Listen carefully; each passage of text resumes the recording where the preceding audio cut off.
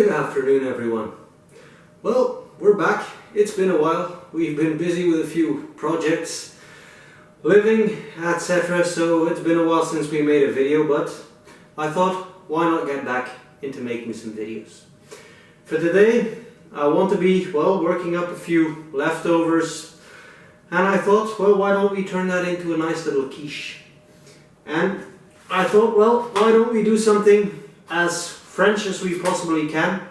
We're going to make a quiche with some lovely bit of this stuff, camembert.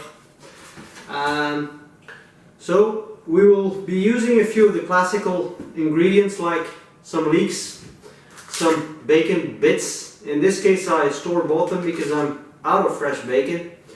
Little bit of onion, garlic, some puff pastry, store-bought.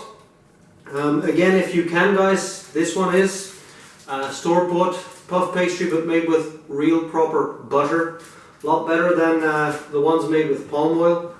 And of course, to bind our quiche, we're going to be using some cream and a few egg yolks.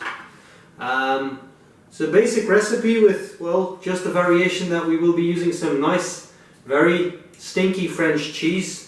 So, but what's not to like?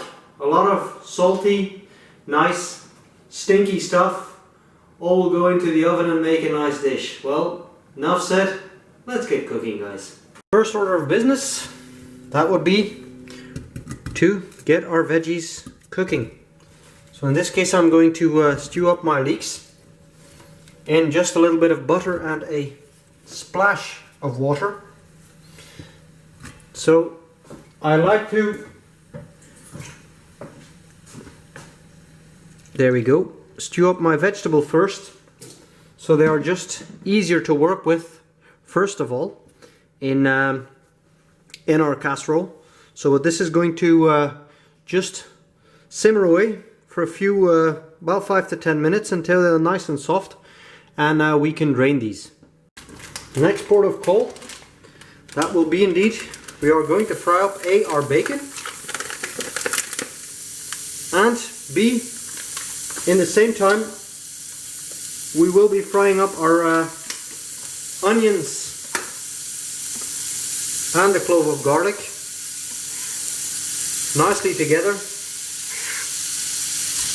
So this is about 1.5 medium-sized onions. I had a little leftover red onion, so thought we'd throw that in there as well. And again,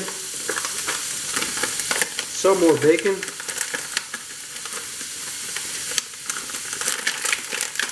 So I want these veggies to get soft, nice and sweet. We want our bacon to get a little crispy. So we will again fry this all together until we have some lovely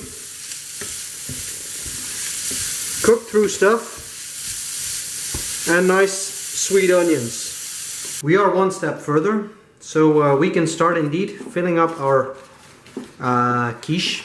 Now in this case I've chosen to use what I would advise for this type of quiche, at least a type of deep dish or a deep pie dish instead of a shallow one, because there's a lot of filling to go in.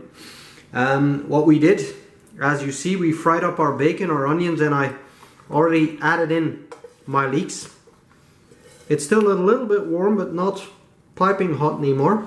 So but we mix this around nicely, and first of all we will fill up our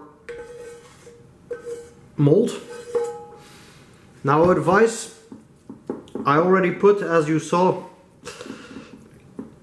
our pie crust in the mold, but don't start trimming until you actually filled it up, because it tends to settle a little bit as you fill it up with ingredients. So now we can take a knife and of course start trimming the excess. Again, same tip, I'm using a baking paper or a wax paper to basically protect my mold, and instead of just getting any type of, or buying wax paper, just use the one that the pie already came with, so that your dough already came with. Now this is also going to help me establish, there we go. So after filling it up with my solids, this is going to help me establish how much liquids I need to add. So that's going to be our next step, making our liquid mixture and distributing it into our quiche. Well, it's time to add one more ingredient. That will be to make our binding liquid. Now, classically in a quiche, this is of course achieved as what you see. It's about 200 mils of cream. There we go. And egg yolks. So in this case, the 200 mils of cream, I use about 2 egg yolks. Now these are, there we go, not your standard eggs. As you can see, my chickens lay, well, pretty large ones, so you could go up to 3 if you're having your average or smaller size supermarket eggs. And we will recuperate this egg white to make some whiskey sour later on. Now this is also the part, if you want to season up your quiche, where you would basically go to work. So I will just season this with some fresh ground pepper, and what I forgot to take, so some fresh ground pepper, a bit of, not too much because the bacon is already adding plenty of salt, but a good teaspoon of salt. And what we will be adding is going to be, again, I forgot to get it on hand, but that will be some freshly grated nutmeg in there. And that will be pretty much it. I wouldn't go, for this quiche at least, I wouldn't go too crazy with herbs or spices, because there's plenty of, well, saltiness, sweetness and funkiness from the cheese.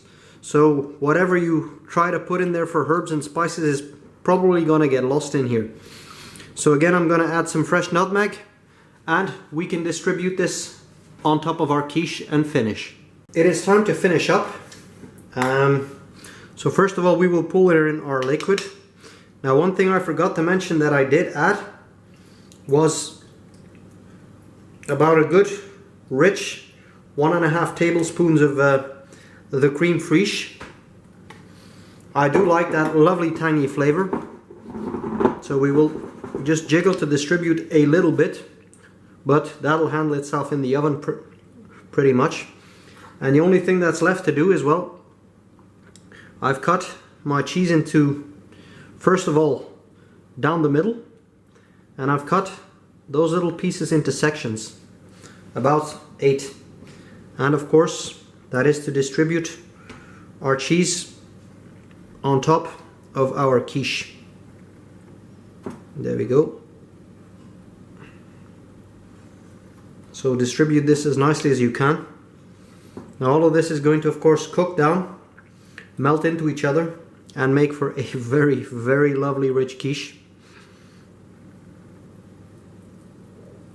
A bit stubborn. And of course, whatever you do, the secret weapon to this cheese is, of course, if you cook with it, do not discard the rind, guys. This is actually what provides most of the flavor for a camembert. Now, of course, should you wish to, you can do this with similar cheeses, so that have, well, I would say washed rind cheeses like this. So should you prefer to use Brie, Munster, Reblochon, it would all deliver a pretty good result. This is going to go about half an hour into a preheated oven at about 180, 350 Fahrenheit, and we should be pretty much done. Now, last thing, with a quiche, at least what I do believe, I'm making this thing ahead of time. So a quiche, just like a good lasagna, benefits from the fact that you leave it to rest, and just it will get more solid and a lot more, it'll have a better structure. So this is going into the oven for half an hour, rest for half an hour, and going back in for 20 minutes to reheat after that. So we'll come back when we're done. Our little quiche just came out of the oven after about a stint of a half an hour, and she looks and smells lovely.